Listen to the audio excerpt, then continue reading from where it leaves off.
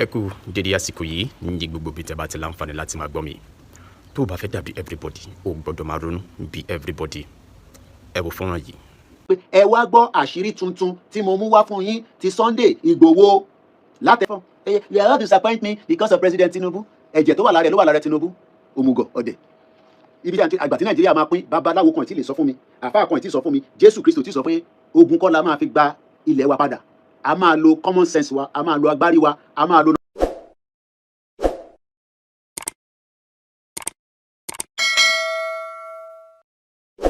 Ọ̀tẹ̀ ló ń jẹ́ ló ń pè ọ́, kò sẹ́ni tí ò lórúkọ tiẹ̀, àti wípé ọmọ kì í gọ̀ títí sẹ́ẹ̀ kó gbàgbé orúkọ ara rẹ̀. Ààfin tèmi ò nílò ìdánimọ̀ lọ́jà, tó bá dọ́jà báyìí wọ́n á mọ̀ pé ó dọ́jà ni. Èmi tìyín tòótọ́ Samuel Owóyẹmí, fẹ́lẹ́fẹ́lẹ́ láyé lórúkọ mi, fẹ́lẹ́ ní gbogbo èèyàn mọ̀ mí sí. Èmi náà kọ́, Ọlọ́run ọba òkè ló fún mi ṣe ní gbogbo ìgbà. Ṣé rí àwọn fọ́nrán yẹn?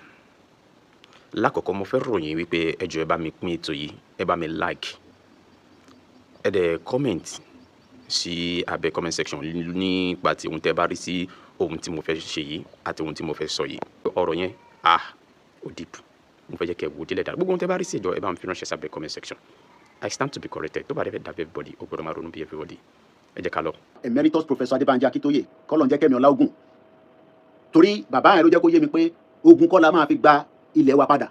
A máa lo common sense wa, a máa lo agbárí wa, a máa lo number 6 kódà àti wá add 4+4 mọ́, add 8 gbogbo ẹ̀ náà la máa add mọ́, la máa fi rí nǹkan gbà. But ìwọ tí o ò rí omi gidi mu láti ọkọ ti bí ẹ, o ò rí oúnjẹ gidi jẹ, so báwo ló ṣe fẹ́ ní làákàyè níta gbé dání kò lè yẹ. But a máa ṣàlàyé fún ẹ díẹ̀ díẹ̀ bí ọbẹ̀ Elédùmarè á jẹ́ kó yẹ.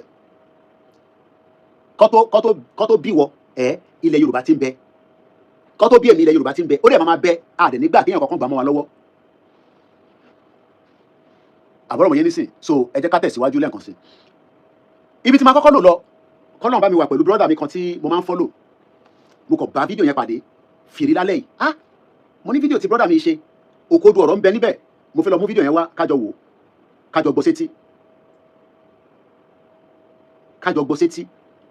Àwọn náà ṣẹ́di láti Nàìjíríà ni. This time last week, mo ti padà sótẹ́ẹ̀l, mo ì tí sùn, bọ̀ mo ṣe ọ̀rá ń ṣe fàájì. Ìyẹn nílùú Ìbàdàn. Mo kí olóyè òun kọ́ la máa kí gbẹ̀yìn, but bàbá dáadáa ni. Fear olóyè ó ti ń reduce tension díẹ̀díẹ̀ fáwọn ọmọ Yorùbá. Ó lè má ti reduce tán, but ó ti kúrò. Fear ni pé ó kàn lè wò pé mo gbọ́dọ̀ gbéra láti bíbá lọ sí Oǹdó ní táìmì yìí. Ó dàgbà pé tí nǹkan bá ṣẹlẹ̀ tó bá dárúkọ Ìgbòho lọ́nà, Fúlàní máa yá dànù ni. Kó kàn máa pariwo Ìgbòho. Ẹ mọ̀ pé orúkọ Ìgbòho yẹn lásán nísìn fear kan ni fáwọn Fúlàní. And the fact that wọ́n mọ̀ pé kò sí ní Benin, inú Nàìjíríà ló wà, ó wà ní Ìbàdàn. Wọ́n mọ̀ pé tí Ìgbòho tó bá gbéra ní Ìbàdàn within 4 hours kò síbi tó lè dé nínú ilẹ̀ Yorùbá within 4 hours pẹ̀lú àwọn machine tó ń gbé káàkiri, àwọn bàbá mọ́tò gidi tó yẹ kó inú ìjọ tí mo débẹ̀ wọ́n service àwọn mọ́tò yẹn lọ́wọ́ ni, kò ní jáde kó padà wá, wọ́n service àwọn mọ́tò yẹn lójoojúmọ́ ni, kọ́ lọ́ bá wà pẹ̀lú àwọn ìyàwó ẹ̀. So the fact that Fúlàní ti mọ̀ nísìn pé a ti ní akọni ọmọkùnrin nínú ilé táwọn bàbá wa ò ní òrìṣà ti gbé nǹkan fún, tí bàbá wa Láàfin náà máa gbé nǹkan fún, bàbá Olúgbọ́n, Olúbàdàn, Aláké, Kémta, bàbá wa Gbọ́láhàn Tímsìn, Ìlúpotì, bàbá wa Akíolú, bọ́ ṣe ń gbówó fún ló ń gbé nǹkan fún nǹkan yẹn ó yé yín, àwọn kan tí àwọn bàbá ńlá wa ń lò láti fi jà níjọ́ náà lọ́hùn. So wọ́n wá mọ̀ pé fíà pé táwọn bá dá bọ́ọ̀sì dúró kò ní ṣe pé wọ́n ṣì ń ṣọṣẹ́ o, àwọn táwọn sọ yìí wọ́n ṣì ń ṣọṣẹ́ o, ẹ̀rí pọ́ọ́lá àtàkùn ní Kwara. But the fact that tó bá gbọ́ Ìgbòho gbogbo àdúgbò kan, everywhere we go calm silent. Now replica Ìgbòho òun ni ìrù ẹkùn tẹ́ ń rí yẹn, kò yé àbí ẹ kò lè yé yín. Ẹ mọ̀ pé Ìgbòho kò lè wà ní well ó possible torí ìtọ́lọ̀ ń fún ó possible, but kò ní wà ní Kwara kó wà lọ́yọ̀ọ́. So in the fact that we want him to be everywhere, a fẹ́ máa rí Ìgbòho ní everywhere, a fẹ́ káwọn èèyàn máa rí Ìgbòho ní ojoojúmọ́ ní gbogbo local government ilẹ̀ Yorùbá, ìrù ẹkùn yẹn ló máa ṣiṣẹ́ yẹn. Now àwọn kan wá bèrè pé ṣé ìrù ẹkùn náà ni ó máa ṣiṣẹ́ fún Àmọ̀tẹ́kùn náà? Àmọ̀tẹ́kùn náà mọ̀ pé táwọn bá ṣiṣẹ́ débì kan tó bá fẹ́ yíwọ́, tó bá pe Ìgbòho ṣá, á tún dáhùn padà. Àgbẹ̀kọ̀yà mọ̀ Ọlọ́run gbé nǹkan láwọn Àgbẹ̀kọ̀yà lọ́wọ́.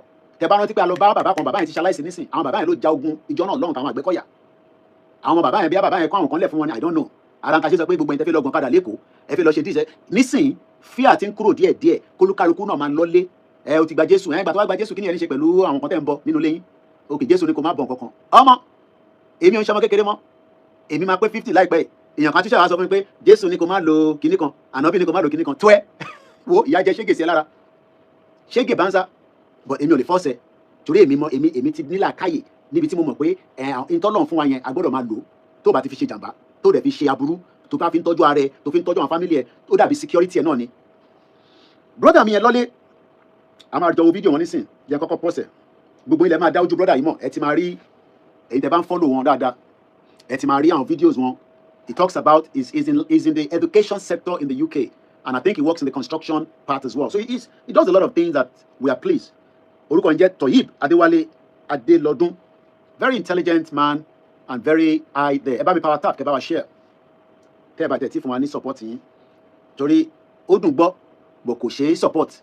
Bọ̀ mo mọ̀ pé lágbára Elédùmarè, Ọlọ́run àbùkún fún yín tẹ́ ẹ lè fi support wa. Ẹ farabalẹ̀ ká jọ gbọ́ ọ̀rọ̀ tí arákùnrin sọ. Màá pa fáànì yẹn so that kí ẹ kó fáànì yẹn kó má disturb ìtẹ̀fígbọ́ yìí. Bẹ́ẹ̀ bá dẹ̀ ti ń gbọ́ ẹ kọ bá mi comment nínú comment section pé ẹ ń gbọ́. Tá bá ti jọ wá gbọ́ tán mo ní yọ́nú ẹ̀ màá jẹ́ ká gbọ́ gbogbo ẹ̀ torí ẹni tó bá fẹ́ ṣèké ló máa lọ yọ nǹkan kékeré. Mo bá brọ́dà mi sọ̀rọ̀ láìpẹ́ brọ́dà mi tẹ́yìn máa ń pè ní Balógun Èkó Oṣòdì Èkó lèmi mọ̀ sí ẹ̀yin máa ń pè ní Balógun Èkó èmi àti ẹ sọ̀rọ̀ láìpẹ́ yìí. Mo wá ní fídíò kan tó ṣe recently ni àwọn oní táwọn yẹn bá ti fẹ́ dá wà lálẹ́ lọ́ máa lọ yọ fídíò tóun ti ṣe tẹ́lẹ̀ wà lọ mú jáde fídíò yẹn tó ń sọ fún gọ́vnà Dàpọ̀ Abíọ́dún pé kókó àwọn local government torí èmi tí a torí ẹ̀ fídíò yẹn oní fídíò yẹn ń ṣe new video rárá orí kì í má dá Ọlọ́run èmi àti Balógun Èkó yẹn tẹ́rìn yẹn èyí máa ń pè ní Balógun Èkó Oṣòdì Èkó lè máa ń pè àbó Oṣòdì Òkè dẹni àti mọ́ra nísìnyí kò ń sọ̀rọ̀ 15 years kódà mo tún bí ìyàwó mi lálẹ́ mo ní ṣe ọmọ bá ṣe mọ́ra ó náà ti gbàgbé pé mo ti sọ fóun rí pé kí n tún sọ fóun bọ̀ mo ní sọ fẹ́yìn èmi àti ẹ̀ tẹ́rìn yẹn brother tẹ́rìn yẹn kò ń sọ̀rọ̀ 20 years ni mo ti mọ̀ ní UK ẹ̀wọ̀n pé social media ló kọ̀ jẹ́ káwọn kan ṣe àwọn kan mọ́ra wa àwa kan mọ́ra wa dáadáa mo dẹ̀ dúpẹ́ pé nígbà tẹ́mi gbé campaign dání tẹ́mi ṣe tèmi campaign Èkó lóun gbé dání a dẹ̀ pàdé ní many places a jọ pàdé ní embassy níjọ́ kan ó ní tẹ́mi gbé dání yẹn ó lóun ò lè ṣe ó ló ti heavy jù fóun but èyí tóun gbé dání tèkó yẹn kì í jẹ́ kóun dí pẹ̀lú ẹ̀ ó dẹ̀ ṣe dáadáa a dẹ̀ dúpẹ́ pé gbogbo bó ṣe ń ṣe àwọn tó ń gbọ́ wọ́n ń gbọ́ kò dẹ̀ sí bá ṣe fẹ́ sọ̀rọ̀ àwọn kan máa sọ̀rọ̀ padà pé bẹ́ẹ̀ ṣe sọ yẹn kọ́ lórí o ẹ jẹ́ ká sọ fún yín sétí pé báyìí ló ṣe rí o ìtàn pè lọ́mọ Oòduà nìyẹn èèyàn gbọ́dọ̀ máa gbọ́ correction lára tí alájà tó ṣe títí tó fi jáde láyé nìyẹn tí bá parí program báyìí a lè wà lórí phone for 2 hours a ní òun disagree pẹ̀lú kan tí mo lọ sọ́nbẹ̀ yẹn kò dáa kí ìyá mi tó jáde láyé ló ti ní mo gbọ́dọ̀ bú Tinubu mọ́ ẹni tó bá rántí ẹ bá mi fi sínú comment section kí alájà tó kú ló ti pè mí pé òun ò fẹ́ kí n máa bú president Tinubu pé kí n fi sílẹ̀ pé kí n má máa bú ó lóun ò fẹ́ kí n máa bú àwọn royal family bíbẹ̀ ni mò ń gbé bí mo lè sọ̀rọ̀ nípa wọn bọ̀ pé kí n máa bú wọn yẹn kí n máa ṣépè fún wọn yẹn kí n stop ẹ̀ kí ìyá mi tó kú ló ti ní kí n máa ṣépè rárá mọ́ bọ̀ ìtẹ́yìn fẹ́ ni pé ká ṣe máa pariwo bá ṣe máa pariwo yẹn ẹ mọ̀ pé bíyàn bá ṣe ń dàgbà náà ìyá tó máa fi làákàyè á máa fi gbé nǹkan tíyàn gbé dání ẹ̀bọ̀ púpọ̀ nù wa ò ní làákàyè ìtẹ́yìn fẹ́ ni bá ṣe máa ń ṣe yẹn ìgbìgì ìgbàgà náà nígbà tá à ń ṣe nígbà yẹn bó ṣe mú wa nìyẹn kò yẹ pé kò mú wa bẹ́ẹ̀ nísìn bọ̀ a máa fi làákàyè àtọgbọ́n tó fi pè wá lọ́mọ káàárọ̀ òjíire òun la fi ń ṣe lọ́wọ́lọ́wọ́ nísìn ẹni tó bá wá ní làákàyè yẹn ò yé òun bí ẹ máa lọ sí store ẹ ní kọ́ta fún yín ẹ jẹ́ agbọ́n tí brother wa yìí sọ tẹ bá gbọ́rọ̀ yẹn dáadáa ẹ bá mi fi sínú comment section gbóhùn sókè brother mi Toyib. But there is so much to talk about. Firstly, when I made the post that I was in Abuja and we traveled to Mina by road, we traveled to Jos by road, went through Nasarawa, passed through Southern Kaduna, there were a lot of comments. And people DM me as well. People sent me WhatsApp messages. And part of the comments were positive. But there were also a lot of comments that came from the place of fear. Like, please look out for yourself out there, be safe out there, because of the banditry, because of the kidnappings that are the news that people have been hearing. And this is painful for me. We've seen this in the last few weeks. We've seen places where the security service have been able to rescue people, but the government must work hard to bring this to the bare minimum. Because fear kills economy. This kind of fear of mobility, fear of movement, it will kill the economy. People will be fearful to go out to do business because even as we were traveling, you could see some little villages, little settlements of people. You could see a lot of farms on the right-hand side, on the left-hand side. We have to keep people safe. And I must confess, as we were traveling, we met a lot of security services on the way. We met NDLEA, we met customs in some places, we met the army in some places, we met the police in some places. But we must continue to do more. The government must continue to give them everything they need to combat insecurity, because if we are not completely safe, we cannot grow the economy. Let us not lie to ourselves. Secondly, is the cost of living. A lot of parents are struggling right now because of increment of school fees. For the average Nigerian, after they eat and they do transport, even rent does not even come into the factor. When they want to pay rent, they will have to be hustling and calling people and stuff like that, because the income is only enough for transport and food.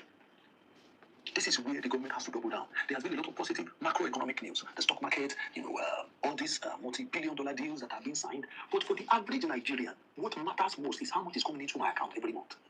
All the bottlenecks of companies that are using agencies to employ people, cutting them off, taking their money, all of those things, we must use the law to eradicate them, to make life better for the average Nigerian. The states that are not paying the national minimum wage yet, they have to start paying it. Because even the national minimum wage at the moment is still very small compared to the expenses that people are facing. Those are the places that the government needs to attend to as quickly as possible. There's no point for the average Nigerian hearing about this macroeconomic growth when the money entering his account cannot look after him or look after him, her, and their family.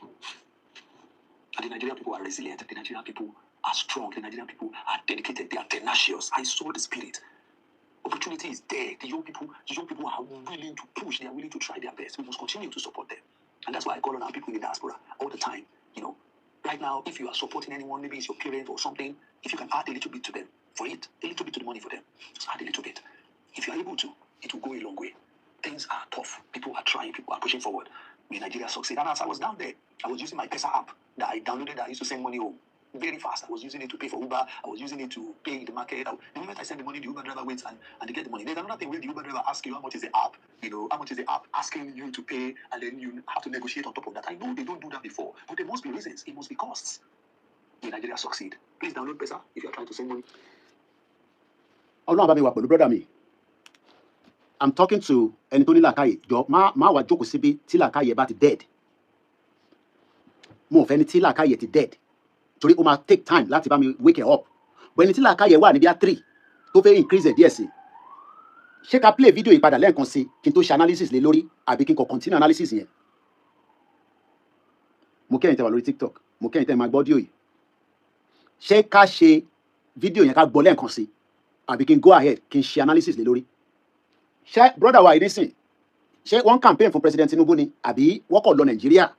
Wọ́n dẹ̀ travel láti Abuja, wọ́n lọ Minna, wọ́n lọ káàkiri, wọ́n bá ọlọ́pàá lójú títì, wọ́n bá sójà lójú títì, wọ́n bá NDLA lójú títì. Wọ́n ní ìbẹ̀rù ni kò ní jẹ́ kí economy kò grow. Ìbẹ̀rù, fear, F-E-A-R. Ibikíbi tí fear bá wà tí kò sí sinmi, ibẹ̀ yẹn ò ní lálàáfíà. Tá bá sì ń bẹ̀rù nílẹ̀ Yorùbá kò ní àlàáfíà, ní lè ṣe nǹkan kan. Economy á máa sùn, kò ní jí. Tó bá tẹ̀ ń pump owó sínú ẹ̀, tó ń pump owó sínú ẹ̀, even though àwọn governor pump owó sínú ẹ̀, kàkà kọ́ pump owó sínú ẹ̀, wọ́n ń gbówó yẹn sákàntà ara wọn. But níbi tí ìbẹ̀rù bá wà ní àgbáyé, ibẹ̀ yẹn ò ní nísinmi. Fear ni brother mi sọ. Ẹ jẹ́ ká gbọ́ lẹ́ẹ̀kan sí. Mo kàn fẹ́ ká jọ gbọ́ lẹ́ẹ̀kan sí. Màá wá padà wá, màá wá yọ díẹ̀ nínú ẹ̀. Torí ẹni tó jókòó sí Nàìjíríà, lóòótọ́ ò rí owó nínú account ẹ̀, right ẹni pé kò rówó ní account ẹ̀. But báwo ló ṣe fẹ́ rí owó nínú account ẹ̀ tí ìbẹ̀rù pé ó fẹ́ lọ ṣiṣẹ́? Ilẹ̀ ti ṣú báyìí nísìn, àsìkò tí iṣẹ́ ṣẹ̀ bẹ̀rẹ̀ nílùú òyìnbó ní àwọn tó ń ṣiṣẹ́ night, àwọn doctors, àwọn nurse, àwọn engineers, àwọn Uber driver. Ó dárúkọ Uber. Èmi náà experience ẹ̀ ní Nàìjíríà. Mo kí Lagos State governor.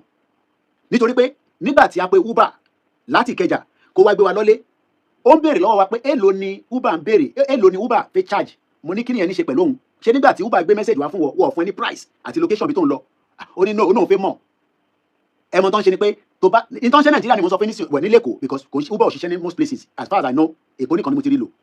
Now tẹ bá pe Uber Lẹ́kọ̀ọ́, àwọn drivers yẹn máa béèrè pé èló ni wọ́n charge àwọn látọ̀dọ̀ yín, which you don't have to tell them. Ẹ má bínú pé mo sọ òyìnbó, but ìtàn ṣe ni pé tó bá wá sọ pé 8,000 naira àwọn náwó yẹn kéré, wàá máa wonder pé kílómì kò kéré. Ṣé wọ́n ní Uber ni? Uber ti fún ẹ ní price. Wọ́n wá ní tí o bá lè jẹ́ káwọn cancel. Ẹ farabalẹ̀ ẹ̀yin tí ẹ wà ní abroad, tẹ bá take risk yẹn, tẹ bá lọ take risk yẹn pé ẹ jẹ́ kó cancel yín, ẹ wá wọnú mọ́tò yẹn. Ọlọ́run ní jẹ́ kí jàǹbá ṣẹlẹ̀ sí mọ́tò yẹn o. Ọlọ́run ní jẹ́ ká wára wa tí o. Ọlọ́run ní jẹ́ ká rí láburú o. Kò síbi tí kò ní sí accident láyé. Bí ṣe ń bá yín sọ̀rọ̀ lánàá kọ́ ni wọ́n ní plane kan já, plane kékeré ni ní Wales, èèyàn 2 ló kú. Ojoojúmọ́ ni ìṣẹ̀lẹ̀ accident. Ní àná tí mò ń drive àtẹ̀ní, mo rá àwọn mọ́tò bí àwọn yẹn tí mo ti yó ni lọ́nà A406 tí wọ́n ti tọ́ǹbù ara wọn. Má wọ mọ́tò Uber ní Èkó tí confirmation yẹn ò continue nígbà tó wọ mọ́tò tó ní start the trip, because in táwọn pípìn yẹn ṣe ni pé àwọn fẹ́ gba ìjẹ lẹ́nu Uber. Àdé sọ pé ṣé President Tinubu náà nìyẹn? Ok, ẹ lè sọ pé Uber ò sanwó dáadáa, Uber ò sanwó dáadáa. Èèyàn kan confirm níbí báyìí, ó ní I did that, Uber fire me straight away. Mo dúpẹ́ pé ẹ sòtítọ́. Kò sẹ́ni tí kò ní lọ́wọ́. Ok, l'Amẹ́ríkà lẹ́yìn ti ṣe yẹn. I did that, Uber fire me straight away ní Amẹ́ríkà. Mo kí ẹ jáyà brother mi dáadáa. Mo bẹ̀yìn ẹ̀yin tẹ́ ń lọ Nàìjíríà, ẹ̀yin diaspora, ẹ má get carried away. Gbogbo akọ́la ní mọ́tò, èmi ò ní mọ́tò Nàìjíríà. Bí atabarẹ́ ni bá fún wa mọ́tò àgbà. But Uber ń sọ fẹ́ bi pé driver ni mo sọ pé kébi cancel trip yẹn so that káwọn lè gba owó yẹn, gbogbo owó yẹn àti commission Uber àti títọ̀dọ̀ tiwọn ó ti di olè nìyẹn.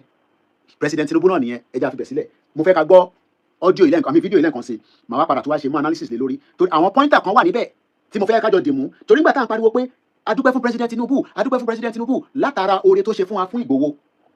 Torí ìbẹ̀rù pé Ìgbòho wà ní Ìbàdàn, Fúlàní tó ń bẹ ní Kwara tó sì ń ṣọṣẹ́, wọ́n mọ̀ pé ìrù ẹkùn yàn tí wọlé dáadáa síbẹ̀ ni. Tí ìrù ẹkùn bá wọlé tán síbẹ̀, mo sọ fún yín pé by January next year láṣẹ Èdùmàrè lórúkọ Jésù tó mẹ́tẹ̀ẹ̀ta lèmi ń lò, inshallah, bandit wá wára wọn tì. Mo wá dúpẹ́ fún Lagos State Governor bàbá Babájídé Sanwó-Olú. Torí ẹ máa ní Koiki ṣé wọ́n ti gbé kankan fún ẹni? Ṣé wọ́n ti fún ẹ lówó ni? Nígbà tí Uber ṣe nonsense yẹn ní Ìkẹjà, mo sọ fún wife mi, mo ní kò sọ́nà other platform ni, ó ní Lagos ride wà àbí Lagos lag ride. Kódà mo ṣe fídíò ẹ̀, màá post fídíò yẹn lálẹ́ tí bá ṣe tán, ó wà lórí fóònù mi. Mo máa post fídíò yẹn, lag ride yẹn ló dé, kódà ó ń tutù yínrín ní, mọ́tò yẹn gbẹ dáadáa, ó ń tutù ní. Gbogbo journey yẹn was 8,000 naira, but Uber fẹ́ gba, not Uber, àwọn driver rather, àwọn fẹ́ gba gbogbo 8,000 yẹn, wọ́n fi fún Uber ní commission. Kódà wọ́n tún ready pé káwọn add mọ́ owó yẹn, wọ́n máa sọ pé owó yẹn kéré, tó bá wá sọ fún wọn pé kò jẹ́ kó rí bẹ́ẹ̀, wá sọ fún wọn pé ṣé Uber ló ní mọ́tò, wọ́n á ní ṣé Uber ló rẹpo sínú mọ́tò fáwọn. Ibi tẹ́tí máa mọ̀ pé olè, jìbìtì, corruption, gbogbo everybody nínú Nàìjíríà, every goddamn person ni, yàtọ̀ sí bí i 1%. Mo fẹ́ ká farabalẹ̀ ká tún gbọ́ fídíò ilé nǹkan, àwa ṣe analysis lé lórí again. I just came back from Nigeria. Ó ní I just tó rà kó lè kí lè máa ṣe àyàn gbé fún ẹ àbí kí máa ṣe ajánọ́sì báwọn àfa àti amọ́lékéwú. Ó ní I just came back from Nigeria. Ó ṣẹ̀ máa pé 5, mo dé níjọ́ Monday àbí Monday, Tuesday, Wednesday, Thursday, Friday, èyí ló pé 7 days. Ká ti sọ pé Monday yẹn àníkà, èyí ló pé 6 days tèmi náà dé padà. Lóòótọ́ èmi ò lọ Minna torí èmi mọ̀ tó mọ̀ wá kiri ní Minna, òun ló mọ̀ tó ń wá kiri, èmi ò kúrò l'Ékòó, Ìbàdàn, Òṣogbo, Ifẹ̀, mo dẹ̀ padà s'Ékòó. But láàárín trip tí mo lọ yẹn, mo rí ṣége bánsá ìyà táwọn èèyàn ń jẹ. Ṣé lójú títì lẹ ti ń jẹ ìyà ni? Tó blọ́ọ̀kì títì táwọn kan lọ sí camp. Ṣé níbi tí àwọn èèyàn struggle ni? Ṣé ẹni tó ń yàgbẹ́ náà ni? Mo sọ fún yín pé ilẹ̀ tí mo rí l'Ékòó yẹn, I am just highly disgusted and disappointed. Báwo lọ ilẹ̀ ṣe pọ̀ níbí ìbàgbọ́ gbogbo ẹ̀rùn, ó máa fa disease. But brother mi náà náà ṣẹ̀dí látẹ̀kọ́ ni, àbí láti Nàìjíríà generally, àwọn làwọn lọ Nàìjíríà. Àárín ilẹ̀ Yorùbá lèmi dúró sí tèmi. Bọ̀ ẹ jẹ́ agbọ́n tí brother yìí sọ, ẹ jẹ́ ká padà kájọ gbọ́. Gbóhùn sókè. My God, there is so much to talk about. Ta ló máa lọ Nàìjíríà tó ní rí nǹkan kan láti sọ? O gbọ́dọ̀ mú nǹkan tó máa sọ padà. Mo ní airport Nàìjíríà, ó tutù mọ́ mi lára tí mo fi dé ni, kò sí gbóngbóná. Níjọ́ ta land, láàárọ̀ ta land, I land ní before 5:30. Títí tí mo fi jáde nínú airport yẹn, mo feel heat rárá. It was extremely cold. And that was about 5. Nígbà tí mo tún bọ̀, the e-gate ṣiṣẹ́, tó bá ti gbé boarding pass sí báyìí, ìwọ tó ti travel kò lè yẹ, Ọlọ́run á jẹ́ kó travel. Boarding pass ní kíní tá máa ń fún yàn, tó bá ti fẹ́ bọ plane, boarding pass, paper yẹn. Tó bá ti scan ẹ̀ sórí e-gate yẹn báyìí, ó máa ṣí. Ṣé mo pé gbà tí Reno tó ń ṣe, ìyẹn máa rò pé bí a fàbú ni, èmi náà fojú ara mi rí. Inú airport yẹn clean. And everything is working, even up to the toilet. Mo sọ fún pé mi ya paper, voluntary ni, èmi fún wọn ní voluntary èèyàn mẹ́ta. Mo dẹ̀ dúpẹ́ fún gbogbo àwọn tó dá ojú mi mọ̀, Mr. Koiki, Koiki Media. Èyí tó dá mi mọ̀, ó béèrè paper, mo fún. Èyí tó dá mi mọ̀, tí mo lè fún, mo fún. At my own will ni, mo kí ẹ Lady K, mo rí ẹ ń bẹ̀. Lady K International, ìyá dáadáa. Mo ti ṣàdúrà fún ẹ lórí audio tí mo ṣe níjẹta àbí lánàá dẹ̀ ni. Torí látara tiẹ̀ la fi rí orí gbà tí wọ́n pa olóyè sínú ilé, fídíò tó ṣe ní July 1st, 2020. Èmi gan sùn ní ojú oorun lọ́ti jí mi l'Amẹ́ríkà. Mo ti ṣàdúrà fún ẹ, ilé-iṣẹ́ ẹ̀ máa gbòòrò sí ni, ó máa lọ káàkiri gbogbo àgbáyé. Ẹ jẹ́ ká jọ gbọ́ fídíò brother mi lẹ́ẹ̀kan sí, òun ṣẹ̀dí láti Nàìjíríà ni, ẹ jẹ́ agbọ́n tó sọ. I just came back from Nigeria. Oh my God, there is so much to talk about. Firstly, when I made the post that I was in Abuja and we traveled to Minna by road, we traveled to Jos by road. Sherry, risk, gbogbo akọ́lá máa take risk tó ń take wọ́n bí mi lákin take travel by road lọ sí Minna. Bí a ti olóyè bá kọ́ àwọn ẹrù ẹkùn tó dúró dáadáa tó tẹ̀lé mi lẹ́yìn ni máa travel by road lọ sí Abuja lọ sí Minna. Kí ni mo wá kiri? Kí ló sọnù lọ́wọ́ Koiki Media? But sometimes as humans, kò sí ibi tí human being ò lè take risk láyé. Ṣé mọ̀ pé woman kan tọ́nà fẹ́ lọ ṣe bungee jumping àbí bongu jumping lọ́ máa ń ṣe tó máa fokùn síyàn lẹ́sẹ̀ tó máa wá tiẹ̀ látòrí àpáta tó máa wálẹ̀ tí kìíní ẹ̀ máa ṣe mọ̀ pé yẹn wọ́kọ̀ tí wọ́n lọ́kẹsẹ̀ ó ba lọ bẹ́ẹ̀ ni ṣe mọ̀ pé lẹ́yìn yẹn yẹn máa rò pé àwọn kan ní ṣe mọ́ ni mo tún lọ́pọ̀lọpọ̀ àwọn fídíò tó ṣètò lọ ṣe tiwọn. How many people saw that video? Wọ́n gbàgbé láti strap woman yẹn lẹ́yìn bọ́ ṣe tì báyìí tán lọ́rí pé yé strap ẹ̀ gbàgà ó kú bẹ́ẹ̀ ni. That is human. So èyí tí brother yìí ṣe èmi tèmi ṣe jẹ́ akíkanjú èmi ò lè ṣe o tí bá máa ṣe ọgbọ́dọ̀ kò security tó da tẹ̀lé mi lẹ́yìn tó mo ní jẹ́ kí Fúlàní jí mi gbé gbóhùn sókè. Through Nasarawa, pass through Southern Kaduna. Ó lọ Nasarawa gbogbo ibi táwọn bandit tẹ́ pé bóyá àwọn bandit yẹn wọ́n ń jíra wọn gbé ní Nasarawa bóyá ilẹ̀ Yorùbá lọ́mọ̀ pé tá a bá ti jí wọn gbé èyí máa rówó kó jáde. Bọ̀ lọ́dọ̀ tí wọ́n yẹn bí a tó bá jí wọn gbé wọ́n fi wọ́n ṣerú ni I don't know but he has taken a risk, a high risk himself.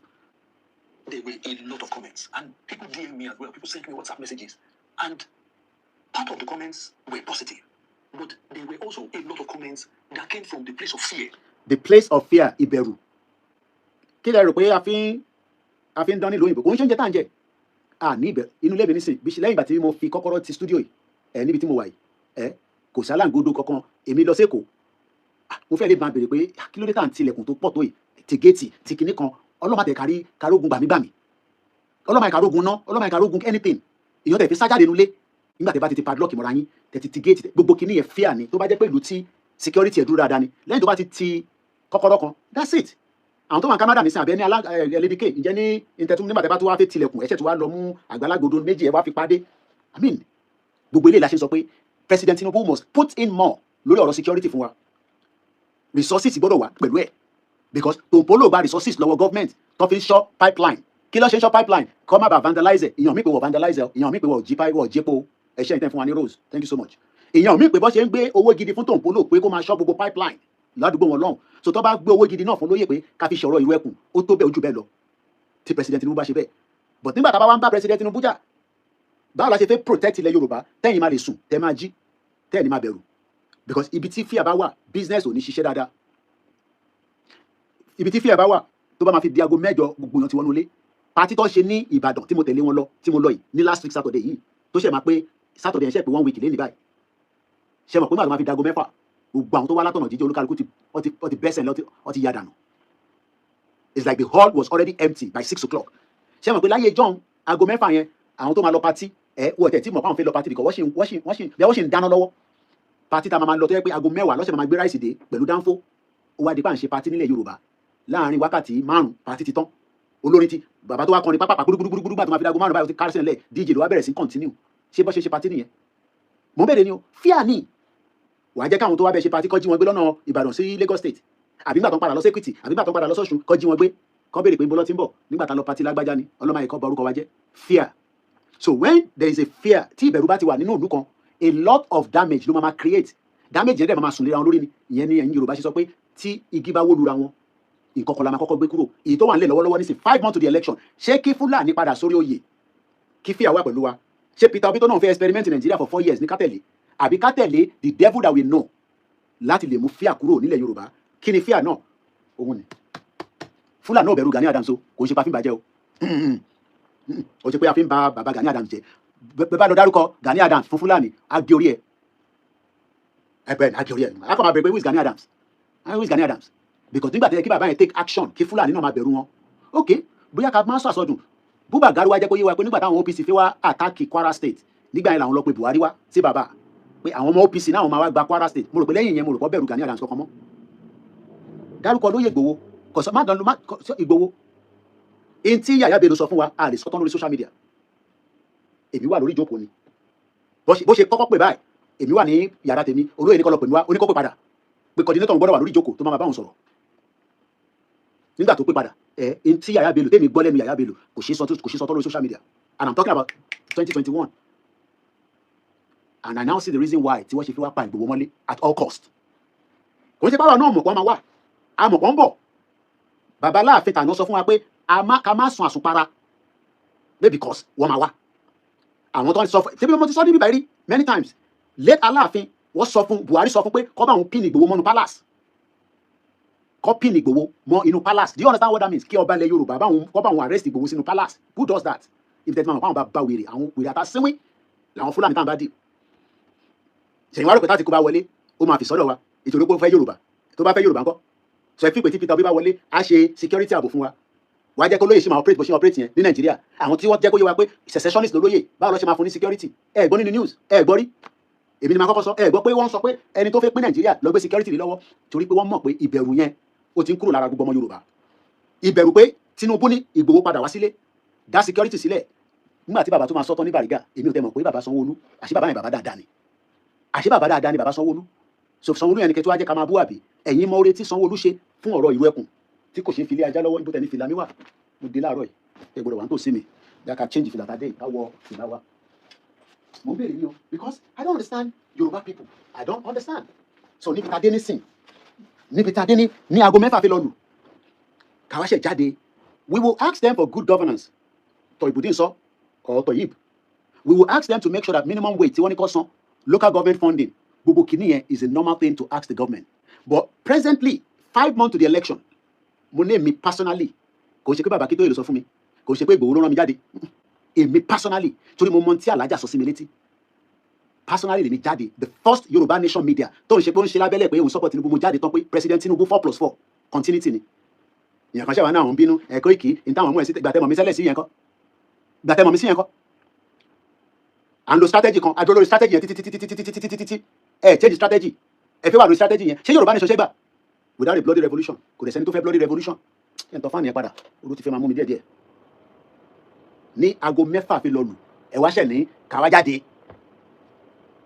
Yorùbá nation no going back kẹ́kọ̀ọ́ máa sọ lórí social media Yorùbá nation now lórí social media without putting more strategy tó bá wọ train ṣé o mọ̀ pé train yẹn tó bá bọ́lẹ̀ níbi tó yẹ kó ti bọ́lẹ̀ òun rẹ̀ lọ síbòmí nìyẹn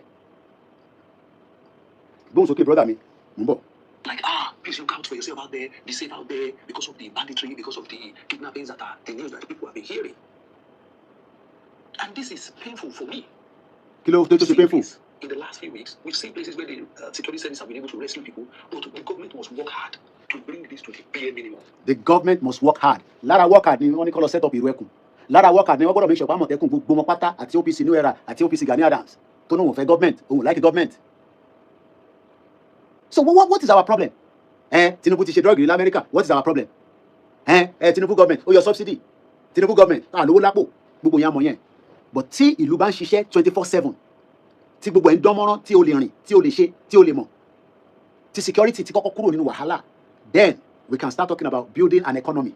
But when we are talking about building an economy, àkọ́kọ́ gbọ́dọ̀ rántí pé arákùnrin náà sọ. So I will leave that for now on what we've heard from my brother there. But this video has said many things that I could have said.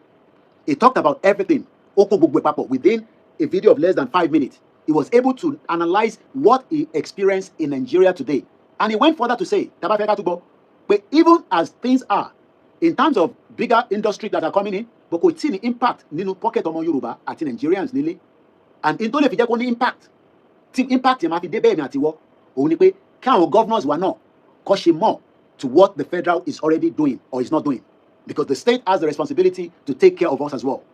So now, let's listen further and then àwa gbélé wálé. Màá wá padà lọ sí another angle kan tí mo fẹ́ sọ̀rọ̀ ìlànà. Àwa compare a little bit. Ìyẹn ni analysis ti Dr. Aliu fún wa. Tẹ́ bá rántí Dr. Aliu. Bóyá that same analysis yẹn ló ṣì ń work nísìn. Bí ó ti yàtọ̀ díẹ̀ sí àjọ wo nígbà tá a bá padà wá. Ẹ jẹ́ àkọ́gbọ́ brother for another few minutes. Because fear kills economy. This kind of fear of mobility, fear of movement, it will kill the economy. People will be fearful. Náà táwọn Yorùbá wà fẹ́ gbogbo wọn ti sá kúrò nínú ìlú wọn. Even as we were traveling, you could see some little villages, little. Ó dẹ̀ fi fídíò àwọn villages yẹn wọ̀n fẹ́yìn tẹ́ máa gbọ́ díò yìí. Ṣẹ́rí okolele gbogbo yẹn ti sá dànù. We have to keep people safe. Gbogbo ilẹ̀ tẹ́ kó brain káwọn yẹn máa fi gbé oríṣiríṣi nǹkan. A lot of security services on the way. Ṣé gbọ́? Àwọn mí tẹ́ NDLA, customs, army, àwọn mí tẹ́ ọlọ́pàá. So what more are we asking for? So what we need now is while those ones are there, ìyẹn affect ìlú ẹkùn. Ìlú ẹkùn now will be part and parcel of the security. So this Koiki Media bringing the work closer to your doorstep. Now, ká tó tẹ̀síwájú, mo fẹ́ yẹ ká gbọ́ audio tí Mr. Wole, ẹ rántí pé mo sọ ọ̀rọ̀ Mr. Wole. Mo dẹ̀ ń sọ̀rọ̀ bàbá wa Ọ̀kẹ́. Mo sọ̀rọ̀ yẹn nígbà tí mo kọ́ bẹ̀rẹ̀ program, mo padà sórí ẹ̀. Mo sọ fún yín pé nígbà tí the former Nigerian ambassador, kí lórúkọ bàbá yẹn again, my dear, èyí tó wà ń bẹ̀ lánàá, àwọn náà ti lọ nísìn. Bí yàn bá wà nípò kan, ẹ bá ní àwa ni, ẹlòmíràn àtúndé, wá tó wá shine yín. Bàbá yẹn fi ṣe birthday. Bàbá wa Dàpọ̀ Abíọ́dún, Dàpọ̀ Williams, àwọn fún mi ní intelligence yẹn pé ó ṣẹlẹ̀ ní London láìpẹ́ yìí o, mo ní kí ló fẹ́ ṣẹlẹ̀. Àwọn ambassador máa ṣe birthday. That was during the COVID. Wọ́n fún mi ní intel yẹn pé gbogbo èèyàn ló ń bọ̀, Ebenezer Obey ló wá play. It was a big party, but highly restricted. O kò lè wọlé. But wọn náà mọ̀ pé journalist lèmi, èmi máa mọ bí ṣe máa wọnú bẹ̀. Kódà gbogbo àwọn tó wá sí party yẹn pátákọ́ tó dé, mo ní table number gbogbo wọn, mo ti take picture gbogbo table number everything. Ó ṣì wà ní archive mi. Mo wọnú bẹ̀ àwọn ìgbà ìbíṣẹ́ táwa ń ṣe ni. Mo wọnú bẹ̀, mo take picture, mo ṣe video, mo ṣe gbogbo ẹ̀. But máa kan dé bá mi níbẹ̀, wọ́n pe bàbá yẹn ní Ọ̀kẹ́ owó. Ta ló mọ̀ Ọ̀kẹ́ owó? Ọ̀kẹ́ money. It came with a Rolls Royce, plated number Ọ̀kẹ́ owó. Ọwọ́ mi ni bàbá yẹn dé sí. Mo kàn ń sọ eléyìí lára ìtawà gbé dání nígbà yẹn. Kò jẹ́ káwa lè sọ pé a fi súnmọ́rọ̀ àwọn èèyàn bẹ́ẹ̀. Lára ìta gbé dání nígbà yẹn. Àbọ̀rọ̀ òye yín kò jẹ́ ká ṣe kíni ká sọ pé a fi súnmọ́ irú àwọn Ọ̀kẹ́ owó yẹn, Ọ̀kẹ́ money. Tó bá ṣe pé a gbé ọ̀rọ̀ Yorùbá nation dání táwa ti ń campaign táriwo ti pọ̀ tí mo ti ta sí gbogbo wọn, tí mo ti bu any one of them, tí mo ti lambast wọn àti ambassador àti ambassador mo ránṣẹ́ sí gbogbo wọn. But nígbà tó Ọ̀kẹ́ owó dé, bó ṣe park tèmi ti rí mo ní bàbá yìí ni mo bá súnmọ́ bàbá yẹn bó ṣe rí as usual kọ́ra young man wọlé àjọ wọlé pẹ̀lú ìyàwó wọn nígbà tá wọlé òtọ́ yẹn Dorchester ọ̀tọ̀ ní Park Lane nígbà tó Ọ̀kẹ́ owó dé mo take advantage pé Ọ̀kẹ́ owó náà ti dé pé at least màá lynch mọ́ bàbá yẹn ìgbà tí bàbá yẹn máa fẹ́ wifi mo ní kó jẹ́ kí n tan hotspot mi mo sáré tan hotspot mi fún wọn wọ́n connect pẹ̀lú íńtánẹ́ẹ̀tì fóònù mi.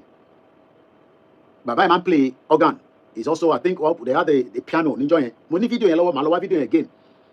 Nígbà tó kẹwọ́ ṣàdé eventually ẹ̀ mọ̀ àwọn tó bá lówó tọ́dẹ̀ èèyàn tó ti lynch máwọn náà ní London pé ok ilé máa jẹ́ èèyàn tí àwọn náà lè sùn mọ́ àbí nǹkan kan whatever, ọwọ́ mi lọ kó fóònù wọn méjèèjì fún. He gave me the phone, he wanted to use the bathroom, ọ̀fi wọnú bathroom yẹn lọ, ẹ̀wọ̀n kí tó bá yẹ pé 419 èèyàn lè gbé fóònù yẹn sá lọ àbí nǹkan kan bẹ́ẹ̀. But immediately tí ìyàwó ambassador tó site pé Koiki wà nísàlẹ̀, wọ́n rányàn sí ọ̀dọ̀ mi pé kó lọ sọ fún mi pé àwọn fẹ́ rí mi nínú party yẹn pé kí n get out kí n get out, pé ta ló invite mi.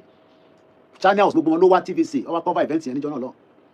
Ẹni tó wá sọ fún mi yẹn dẹ̀ ó fẹ́ràn mi dáadáa gan, woman náà kò tẹ̀ mọ́ bó ṣe máa sọ fún mi kọ́ ni ẹ àǹtí ní àwọn invite yín pé àwọn ọmọ bẹ ṣe wọlé pé so káwọn tó sọ̀kalẹ̀ pé kẹ́ ti máa lọ pé kì má bínú. Àmọ́ ní kẹ́ ìbẹ̀rù ràn yín iṣẹ́ ni tó bá ràn yín iṣẹ́ ìyẹn máa bẹ̀rù tó fi wáyé tíṣẹ́ gbọ́dọ̀ bẹ̀rù.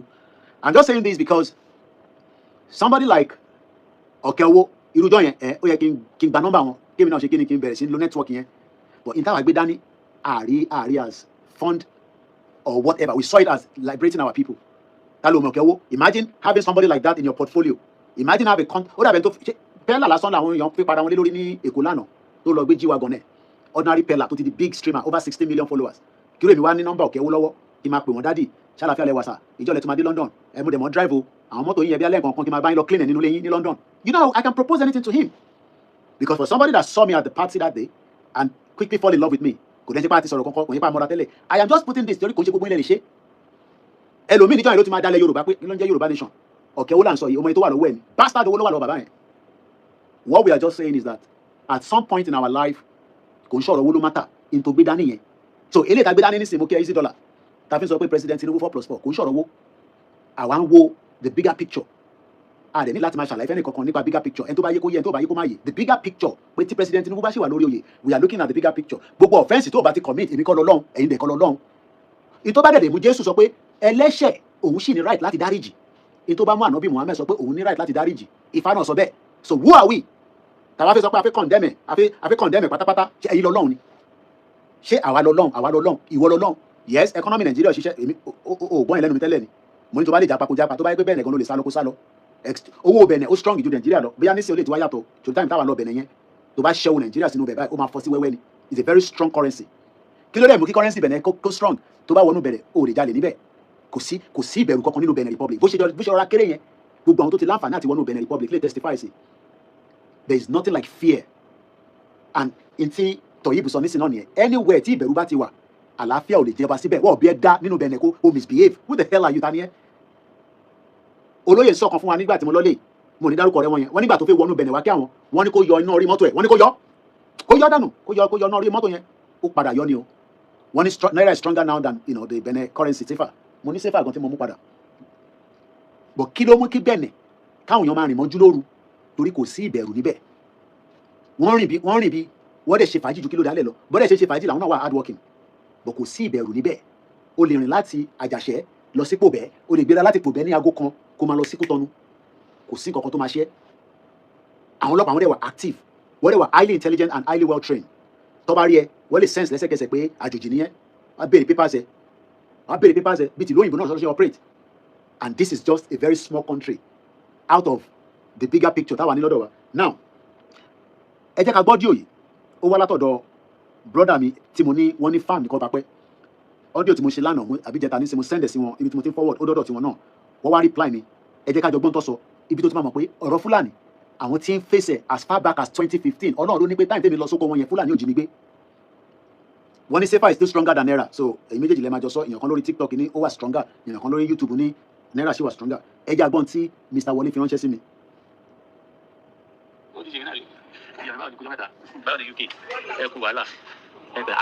wọ́n ní 1,000 naira is 417 sefa okay wọ́n ní 1,000 naira when we have state police the security will be better but àwọn kan náà wọ́n fẹ́ Tinubu fún second term so nígbà tá a bá fẹ́ Tinubu bí ata ti kú bá dé ó lè ní kọ́ ṣe put ọ̀rọ̀ state police to one side Peter Obi yẹn fi experiment in Nigeria ẹ jẹ́ àgbọ̀n tí Mr. Wọlé fi ránṣẹ́ sí mi. ó ti ṣe náà ìyàrá báwo ni kújọ mẹ́ta báwo ni UK ẹ kú wàhálà ẹ bẹ ó kàn wá dànù láti jẹ ó tiẹ̀ pè mí nígbà tí àwọn Fúlàní yẹn ti lé wa kó nìyí fáwọn the other place yẹn o. ṣé gbọ́n tó sọ́mẹ̀ yẹn pa fáànì yẹn ọkọ̀ọ̀kọ̀ ṣe àwàdà Yomi ò tẹ́ pè mí nǹkan kan wọ́n nígbà táwọn Fúlàní ti lé àwọn kúrò níbi fáàmù tẹ́lẹ̀ sí lọ bá wọn yẹn ní Kọ́bápẹ́ àwọn Fúlàní ti lé wọn kúrò. I'm talking about 2015. A wà ní 2026. How many years ago is that? Kò lè bá mọ̀ pé bọ̀bọ̀ tó jókòó tó ń wò lórí screen yìí, ìyà tí wọ́n rò pé oúnjẹ yẹn èmi fi wá fi ṣe èyí tó máa ṣe àǹfààní fèmí tó dẹ̀ likely láti ṣàǹfààní fún wọn. Torí intention wa nígbà yẹn ni pé ká máa gbin àfàdà rice, ká máa import ẹ̀wọ̀ UK, ká jọ ṣe business. That was what we wanted to do. Pé rice táwọn ń gbìn yẹn, ọ̀fadà rice ni bàbá yẹn máa ń gbìn. 11 years ago, ẹ ṣe gan ni Ìyá Mary Olóyèdè kò ní bàjẹ́ fún mọ́mì. 11 years ago, when you did not know me, I was in Nigeria in Kobakwe farm trying to do farming tí mo lè ṣe ní UK. So ọ̀rọ̀ ibi kọ́ ló pa wá, ọ̀rọ̀ ibi kọ́ ló pa wá, ọ̀rọ̀ bí gbogbo wa ṣe máa ní ìdàgbàsókè. But as at that time, èmi ò mọ Fúlàní, àwọn làwọn ọmọ Fúlàní. Bí aláìgbà ìgbà tí mo lọ tán ni Fúlàní yọ wọ́n lẹ́nu bí akí tó débẹ̀ ni o, but Ọlọ́run ló ní kí Fúlàní má jí mi gbé ní 11 years ago. Jẹ́ n rewind video audio yẹn, audio àná lọ́sẹ̀nsì mi yo, ẹ farabalẹ̀ kẹ́ gbọ́ lẹ́ǹkan sí. ó ti ṣe náà rí ìyàwó báwo ni kújọ mẹ́ta báwo ni UK ẹ kú wàhálà ẹ bẹ ó kàn wà dànù láti jẹ ó tiẹ̀ pè mí nígbà tí àwọn Fúlàní yẹn ti lé wa kó ní fan well the other place yẹn o palm tree mo ń gbèsè yàrá yìí o because someone is going note àdèmọ́ láti máa wo àwọn nǹkan tí a máa ṣe nígbà tí ibi tó lọ kọ́fà nídìí ọ̀dà dè yẹn gan mo ti ní kí wọ́n tà. Ṣé gbọ́dọ̀ sọ mẹ́rin tí ibi tó lọ bá mi cover níjọ́ náà lọ́hùn ní 11 years ago, oko tó bá mi lọ cover tó ṣe fídíò rẹpẹtẹ tó bá mi gbé sórí social media, mo ti ní kọ́ tà dànù 11 years ago. Nígbà wọ́n bẹ̀rẹ̀ campaign Yorùbá Nation less than 5 years ago. I am talking about 11 years ago nígbà tí wọ́n tó ń di pampers fún ẹ àtẹ̀yìn tẹ̀ ń sọ̀rọ̀ pé ẹ̀yin bọ̀lá wá fi sí nísìn kí ló dé tàn support Tinubu nísìn. Mo kí àwa Stella Ṣódẹ́yìndé ó ní nǹkan táwa náà ń ṣe tẹ́lẹ̀ ṣe rò pé mi náà fi kàn rò pé ta ló fẹ́ràn owó everybody ló fẹ́ wò. But àwa ń wo the bigger picture lèmi wò níjọ́ náà lọ́hùn ní 11 years ago. I was looking at the bigger picture pé báwo ni a lè fi ṣe àǹfààní fúnra wa. Wọ́n ṣì ná coins ní Benin Republic bẹ́ẹ̀ ni wọ́n ṣì gba coins. Now màá kàn fi ibẹ̀ sílẹ̀ ẹ jẹ́ ká gbọ́ the next audio yìí. my good brother ẹ kalẹ sa ẹ kújọ mẹ́ta orí platform tẹsán láti mo ṣe gbọ́ pé bàtà ń ṣe program tẹsí kí ni ẹ pé alájà kù àwọn yẹn kẹ ti mọ náà tí bá ti gbọ́ yẹn bá ti lájọ òkè iṣẹ́ yín màmí rí mọlẹ́bí ẹ̀mọ́nà mi you took your time to come to my farm. Mọ̀ mi rí mọ̀nà mi you took your time 11 years ago ìwọ wá láti UK wá bá mi ní farm mi ní Kọ́bápẹ́ àjọ káàkiri because time yẹn ó ń hungry ní gidi gan ṣe mọ̀ pé nígbà tí mo padà dé London àwọn farmers tó wà ní bíbá mo bẹ̀rẹ̀ sí send message sí wọn pé ìgbà yẹn wọ́n fi harvest pé kó jẹ́ kí wọ́n bá wọn harvest wọ́n ní mi ò experience wọ́n ní mo experience láti farm mo àwọn nígbà tí farm pọ̀ ní Nàìjíríà tí mo ṣẹ̀dí láti ibì kan ìyẹn ló ṣe ní tó bá rò pé oko bàbá tiẹ̀ ló pọ̀ tó tóbi tó bá dóko ẹlòmíì wà rí pé oko bàbá tiẹ̀ yẹn so nígbà táwa ní ká condemn President Tinubu ta ni ká wá gbé bàbá ta ni kí n fà sílẹ̀ kí n fa bàbá Àtìkù sílẹ̀ àti bàbá Peter Obi. It doesn't matter whether you say there will be no election or there will be election. We are 5 months to something that is going to be another decisive of Nigeria as it is. A failed country. Nigeria is a failed country. Everybody knows that. President Tinubu knows that. Everybody knows that. But right now, it is still a country that is being managed by politicians that have embezzled as much for themselves and their family. But in the interest of Yoruba land, in the interest of the southwest part of Nigeria, in the interest of the security, in the interest of our economy, in the interest of our welfare, tí kò tí kàn wá lára torí pé ibi ṣì ń pa wá. Ṣé Peter Obi ní ká lò? Ṣé Àtìkù ní ká lò? Ẹ lo common sense yìí now. Ẹ jẹ́ ká jọ lo common sense wa. I have given a lot of analysis now. I'm talking about 11 years ago. Somebody is talking about Òṣèré láti Nigeria. Ṣé 11 years ago ṣé mo fọ̀rọ̀ sí bàbá ilẹ̀ nu ni? Wọ́n ní you took your time. Mọ̀ mi rí from nowhere. O wá cover farm mi. Látara pé mo cover farm yẹn. Ṣé mo pa àwọn diaspora kankan ṣì ń reach out pẹ̀lú wọn tọ́jọ́ ń ṣiṣẹ́. Tọ́jú ń ṣe káràkátà. Ṣé mo kó tó bá yẹ pé nínú 11 years yẹn mo ń continue bẹ́ẹ̀ bí ṣe kúrò lọ́dọ̀ tiwọn kí n wá sọ́dọ̀ business tiwọn náà ibi tó ti ń ta wóróbo tó ti ń ta kàrà èèyàn kan connect mọ́ ẹ gbogbo ìtẹ́yìn iṣẹ́ rí tí VDM ń ṣe yẹn 11 years ago lèmi ti bẹ̀rẹ̀ gbogbo ìtẹ́yìn rí tí very dark man ṣe ń ṣe yẹn I started something like that 11 years ago but wọ́n ní o gbé nǹkan kaná o tún fẹ́ lọ wò èyí tó wà sálẹ̀ ìkọ̀kọ̀ ló máa kọ́kọ́ ṣe ná ṣé èyí tó gbé kaná ẹ̀rọ fẹ́ wò kó tó ti jiná àbúfẹ́ lọ wò ti sálẹ̀. So I am not somebody that just come on the social media. I want a track record. If I have used my platform for 11 years for the campaign for the betterment of our people, even if it's 1%, the ban region in businesses, ìwọ náà wá gbà ó yá fún mi ní 1%. Àwọn tá lọ bá ṣe kí ló ń pè kódà a ṣe Facebook kan níjọ́ náà wọ́n pè ní ICO yẹn ní nítorí pé mo mọ password ẹ̀ mọ́ Facebook kò jẹ́ kò fún mi ní access sí mọ́ ó ṣì wà platform yẹn ṣì wà tẹ bá type sórí Facebook.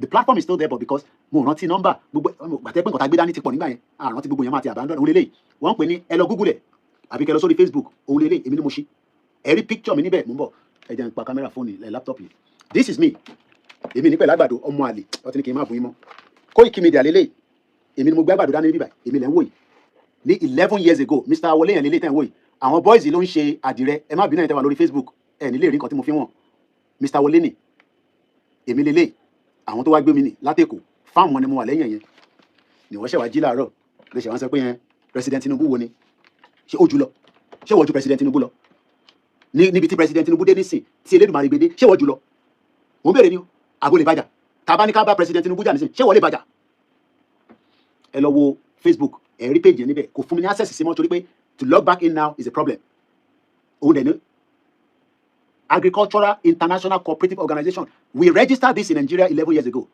ìyẹn tún kọ́ ṣé mo kọ́ mo register ní Nigeria ní 11 years ago tí bá lọ púlẹ̀ lay out nísìn àwọn aláṣírí wọn ní Koiki àwọn ti rí 11 years ago a ṣe meeting pẹ̀lú a lot of people lẹ́kọ̀ọ́ apá àwọn èèyàn jọ bọ̀bọ̀ tí mo fẹ́ lò níjọ́ náà lọ́hùn ta ni kó wá kọ́kọ́ jẹ bí abi chairman ẹ mọ̀ kóyàn máa èmi ò fi front pé má I always want people to do something just like bá ṣe bẹ̀rẹ̀ Yorùbá nation tó ní Koiki Media nìkan ni Koiki Media nìkan ni ṣó ṣe jẹun nìkan ni bọ̀bọ̀ yẹn kò lóhùn yí wa mọ́lẹ̀ àwọn ẹ̀yà kejì náà ni o àwọn ẹ̀yà wa kejì náà ni kò lóhùn yí mi mọ́lẹ̀ nígbà tá a ní kó wá òun náà kọ́ rí mi ní olórí Facebook ni o lára ẹ̀ pé gbogbo ra wa lápẹ́ dáwájọ́ 11 I'm talking about being a farmer 11 years ago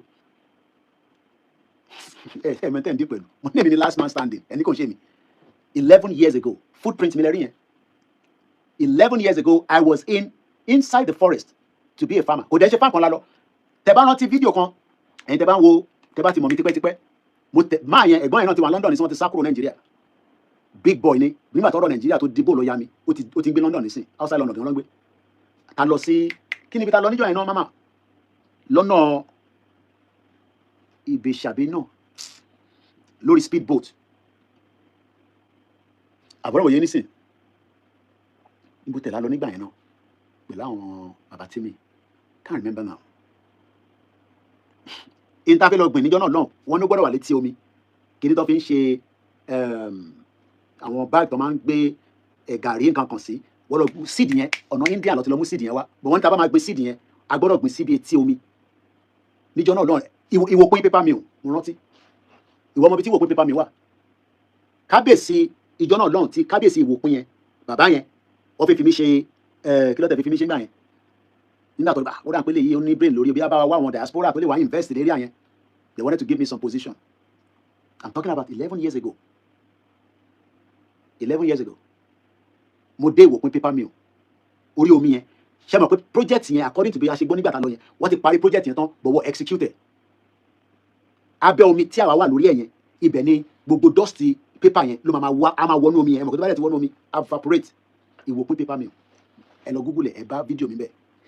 I just put all this out so that some of you that have just probably bí ọkọ̀ come across eléyìí tàbí eléyìí tó ń pariwo Tinubu yìí Tinubu was not a president then àwa náà try pé ká put impact wa to the society so that kí society yẹn náà kó lè work káwa náà rẹ̀ rí tiwa jẹ torí ibi tí yẹn bá ti ṣe ni ọmọ ti jẹ ṣé màá wá ṣe gbogbo wàhálà yẹn nígbà yẹn mọ̀ ní rí tèmi náà bẹ́ẹ̀ even if it's 1% bí bá rí nínú gbogbo businesses 1% kárí níbí báyìí kárí aṣáàdúpẹ́ fọlọ́run now ká gbọ́dọ̀ ilé nǹkan sí the other video I will leave it ilẹ̀ ti show to 2 hours I'm already getting tired and I've done almost 2 hours màá fi the second video yẹn tí mo fẹ́ sọ̀rọ̀ lórí tí Dr. Aliyu yẹn máa sọ díjọ́ mi ẹ jẹ́ ká gbọ́n tí Mr. Wọlé sọ again ká tó máa mú ètò yìí wá sísàlẹ̀.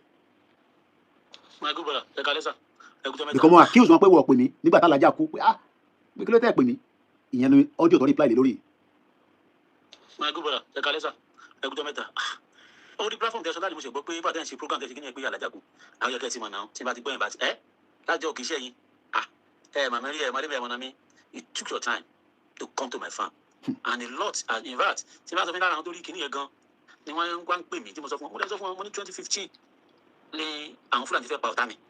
2015 ni àwọn Fúlàní ti fẹ́ pa ọ̀tá bàbá yìí 2015 11 years ago bọ̀kọ̀ lè ìwọ tó ní kankan tó kọ jókòó sórí TikTok àbẹ́yìn tẹwà labroad tẹ̀tí sákúrò ní Nàìjíríà tẹ̀wá ṣe sọ fún wa nísìnyí pé President Tinubu is not the right option okay if it's not the right option who is the right option ẹ wá pè mí ní the right option ní last minute ẹ ṣe máa lọ mú candidate kan wá ni who is the right option ní junction tàdé nísìn àti wà ní junction 25 lórí M1 lórí M25 who is the best option right now because Nàìjíríà ò tí pín bí a Jésù dẹ̀ sọ fún yín pé within the next 5 months Nàìjíríà máa pín tèmi ò mọ̀ tẹ́yìn bá ti mọ̀ yẹn it's okay àmàdó lọ́jọ́ náà tó bá jẹ́ pé ànábì Muhammad sallallahu alayhi wa sallam ló sọ fún yín pé Nàìjíríà máa pín before the next election bùkún ọkọ má gbàdúrà pé kí Tinubu kú because tó bá kú pẹ́rẹ́ bàbá problem ló jẹ́ fẹ́yìn ló jẹ́ fẹ́mi náà Shettima becomes the Nigerian president with immediate effect and the whole structure will change and collapse bó bá ṣe ń collapse ti President Tinubu Shettima náà máa gbé structure tiẹ̀ dìde àbẹ́ rò pé tí Shettima bá di president á wá fi àwọn top people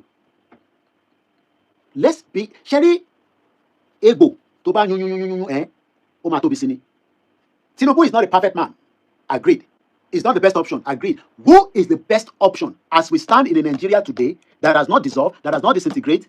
Whether you want Yoruba nation, whether you want to restructure, whether you are not interested in politics, who is the best option? When someone has been suffering from Fulani problem, everybody got Fulani, become for us. Marry wine again. 2015, làwọn ilé tí ń face ogun Fulani. Ilẹ̀ tí bàbá yẹn fi ń ṣoko, èmi débẹ̀ ní 2015. Ìgbà tí mo tẹ̀ kọ́kọ́ fíà ní pé ìgbà tá ń lọ, mo rí pé network ò ṣiṣẹ́. Mo á bí wọn, mo ní Mr. Wole, mo ní àti drive gan. We have driven more than an hour away from the main road. Mo rí network lórí fóònù mi. Wọ́n ní yẹn ṣe get mi. Ṣé mo kọ́ tẹ bá wà London, tẹ bá náà pè mí. Mo ti wà nínú igbó. Ọmọ Yíbò tá ló bá support tẹ́lẹ̀. Ó ní Peter Obi is the right option. Tá ló bá tẹ́lẹ̀ ọmọ Yíbò. Peter Obi kọ́. Gúrú mèrè Jobi ni. Tá ló bá sọ tẹ́lẹ̀. Wọ́n ní tíyàn bá máa roko, ibo nìyàn máa ró sí tẹ́lẹ̀. Ààrẹ kọ́ ló máa kọ́kọ́ ró sí. Mo expect ọmọ Yíbò sọ pé Tinubu tẹ́lẹ̀. Èyí tẹ́lẹ̀ like Tinubu. Tó bá láwọn tó hate Tinubu jù, àwọn ọmọ Yíbò yẹn ni. Wọ́n kórìíra Tinubu. Wọ́n kórìíra ẹ̀ bí wèrè. Àwọn ọmọ Yíbò yẹn. Àwọn dẹ̀ lọ ṣe business jù lẹ́kọ̀ọ́. Àwọn lọ import wá sí Nàìjíríà jù. Bọ̀wọ̀ fẹ́ Tinubu. Bọ̀wọ̀ fẹ́ Peter Obi tó máa lọ fún àwọn málà. Tó máa gbé power fún àwọn málà. Tá ṣe máa wá bẹ̀rẹ̀.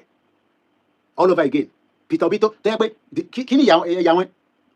Àwọn tó máa ń fi ìpàjí bàbá wọn àti ìyá wọn kúrò lórí bẹ́ẹ̀. Àwọn tó ń ṣe ọmọlúwàbí làwà. Bàbá jà lọ, bàbá jà bọ̀.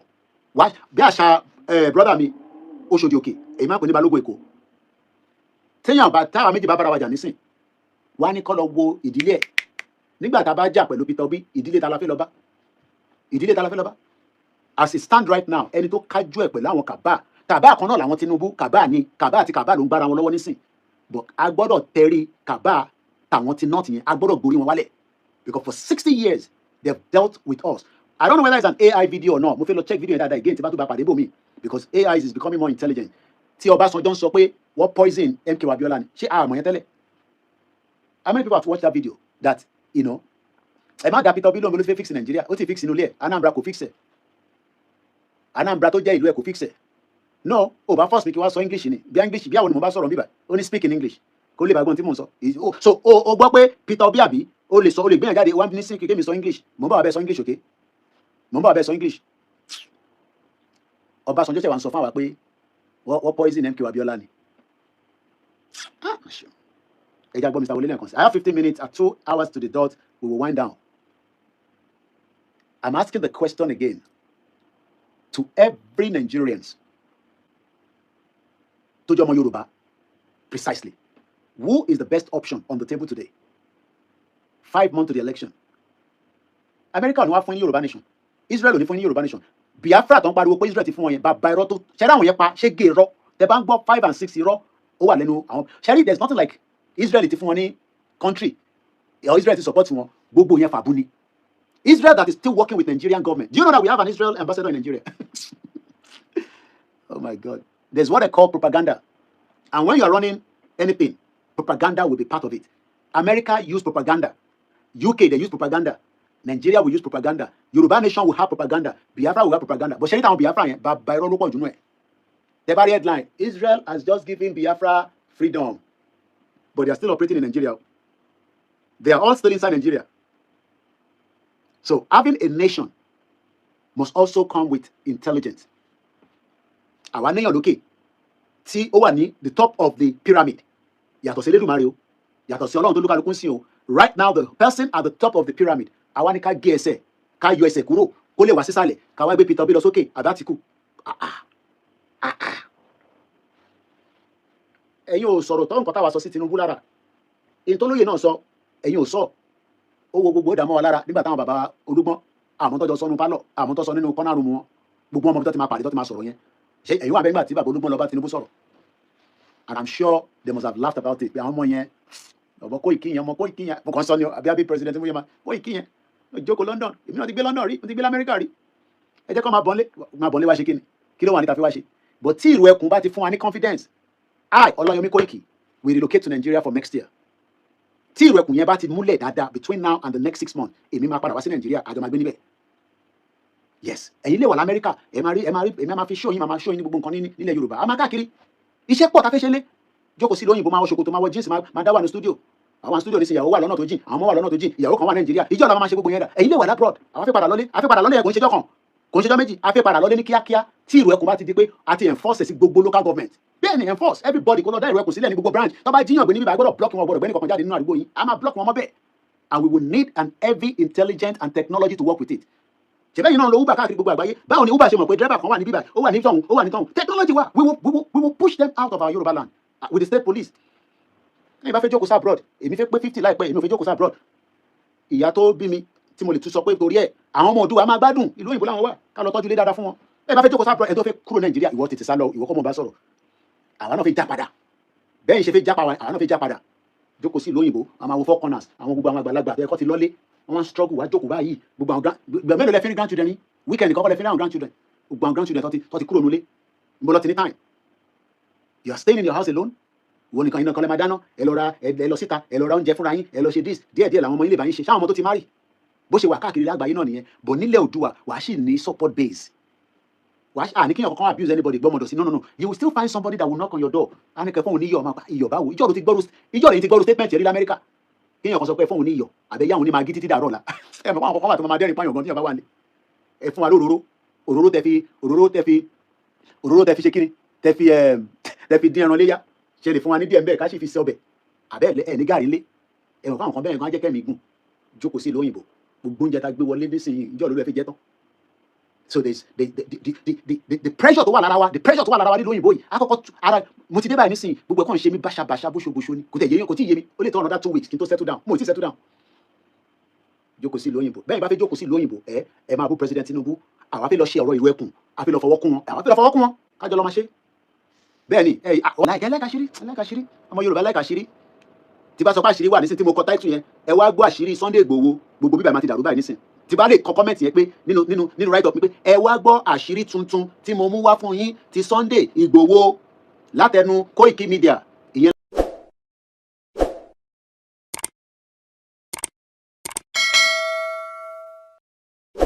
ọ̀tẹ̀ ló ń jẹ́ ló ń pè ọ́ kò sẹ́ni tí ò lórúkọ tiẹ̀ àti wípé ọmọ kì í gọ̀ títí sẹ́ẹ̀ kó gbàgbé orúkọ ara rẹ̀ ààfin tèmi ò nílò ìdánimọ̀ lọ́jà tó bá dọ́jà báyìí wọ́n á mọ̀ kó dọ́jà ní èmi tí ń tòótọ́ Samuel Owóyẹmí fẹ́lẹ́fẹ́lẹ́ láyé lórúkọ mi fẹ́lẹ́ ní gbogbo èèyàn mọ̀ mí sí èmi náà kọ́ Ọlọ́run ọba òkè ló fún mi ṣe ní gbogbo ìgbà.